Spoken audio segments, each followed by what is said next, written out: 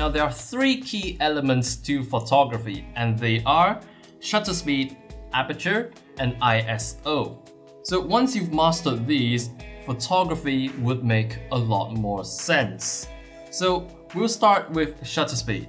So the shutter speed is the duration of which the film or sensor is exposed to the image. So shutter speed is measured in seconds. So for example, a 1 second shutter speed would mean that the CMOS sensor in the DSLR is exposed for 1 second. Now the slower the shutter speed, the longer the duration of the exposure and more light would enter the image, hence resulting in a brighter image.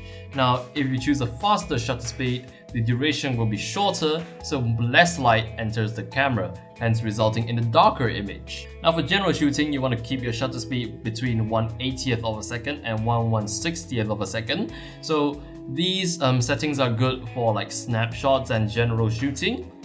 However, if you do action shooting, you want to keep your shutter speed to a much faster value, simply because your subjects are moving quick and you don't want to risk motion blur. So with that in mind, you'll want to keep an eye on your shutter speed setting. So for example, if I notice my shutter speed setting is at 1/10th of a second, I would want to make the shutter speed quicker, because at 1/10th of a second, I have huge risk of blurring the image due to shaky hands and motion blur.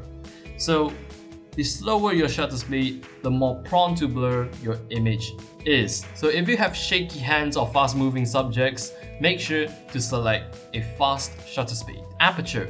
Aperture is the size of the opening of the lens. So think of it like our iris. It can get bigger and it can get smaller to control the amount of light that enters the eye.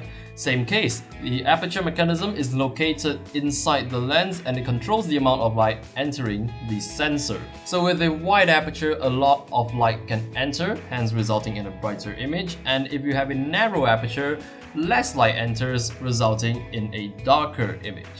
So aperture is measured in f-stops. Now, the smaller the value of the f-stop, for example f1.4, the wider the aperture. Now, the bigger the value of the f-stop, for example f22, the narrower the aperture.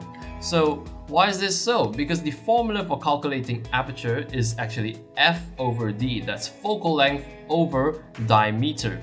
So it's said to be inversely proportional. So large number, small hole, small number, big hole. Now a wide aperture will help out a lot during nighttime because they allow a lot of light to enter. So the aperture is controlled by what's known as aperture blades, and these are the blades that you can see inside the lens if you look closely.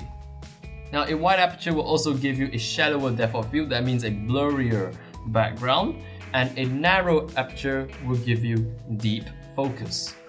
Now last but not least, ISO. ISO is basically how sensitive the CMOS sensor inside your camera is sensitive to light. So the higher the ISO value, the more sensitive the sensor is, hence resulting in a brighter image. So a lower ISO would mean a darker image. So when shooting at high ISOs, you might get specks in your images. If you look closely, you'll see these specks and dots that appear out of nowhere in your images. Now those are known as noise. So noise is inevitable when shooting at high ISOs, but you don't really have a choice during nighttime. So if you want a nice clean image, keep your ISO low, but make sure you have enough light. But make sure you have enough available light before you do so, or your image will be severely underexposed.